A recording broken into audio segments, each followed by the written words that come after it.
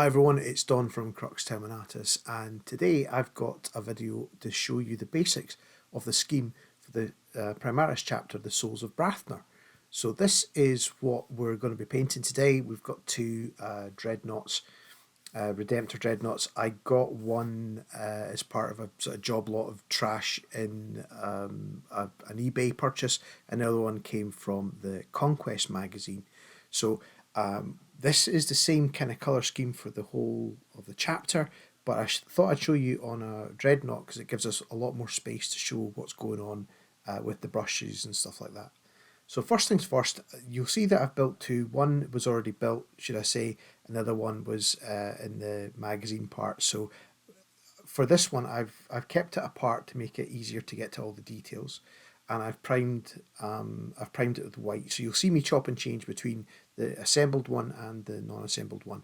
But with this blue plastic, you really need to cover it a couple of times with Vallejo white air primer.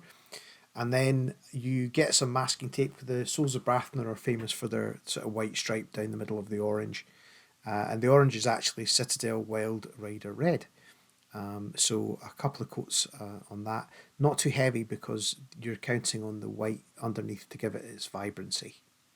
This is the most satisfying part of the whole paint job, is being able to pull these off and seeing those crisp, sweet lines that you're going to trash later on actually with a sponge. But for the moment, they're pretty sweet. I painted the cables and stuff that you would see with the sort of carapace thing on. I do them differently for each of them, just to give them a bit of character more than anything else. Nothing too complicated here. I'm just painting them with some like hazard stripes and stuff like that. I used Apothecary White to sort of give shadow to the white parts because it didn't stand out enough. There wasn't enough contrast, funnily enough. That's why they were made, I guess. But this is actually a really decent paint to do this with. I used Lugganath Orange to give me my edge highlight colour, and I'm just whipping around there. I used to spend hours on this, but now I just go fly through it.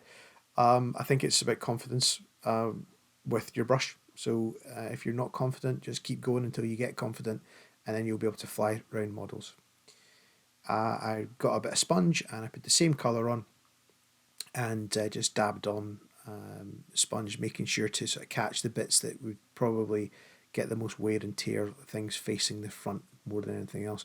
I also made sure to go onto the white a little bit just to chip it up. But after a sponge, I always like to do brushwork scratches as well, and Ruggabull on Instagram is the sort of master at this. So I learned everything I ever knew about chipping from watching his stuff. So go check him out. So it's all about that. And then German Camel Black Brown, just to give it some sort of visual interest, because these are big panels. If if it's all the same color, your eye just doesn't believe it. So you need to sort of make it look a bit dingy. I go back in with the same color on the brush and do the highlights to the chips, if that makes sense. So I'm painting in where the paint's actually gone all the way back to the primer, and it's a really satisfying part of the process. Absolutely love doing it. I obviously had to mask that one off, and then we're going to do the main Incubi Darkness colour for the Souls of Brathnor. That's the chapter colour, and for that you need a black base coat. So this is me going in. It's nice and thin here. I would recommend watering this down or thinning it, obviously, with thinners. I just used Vallejo standard thinners there, a couple of drops, and it goes on super smooth. Again, a really satisfying part of the build. What I need is a highlight colour, so I'm going to mix in some Incubi Darkness with Model Air White, and just got a little tray there for mixing it up. That's not light enough, so I'm going to need to put some more in here, and you'll see the difference on the side of the tray. You can see the original colour there was a bit darker. Happy with that. Going to make sure that's super runny, and this is speeded up, but you can see how it starts to sort of take shape.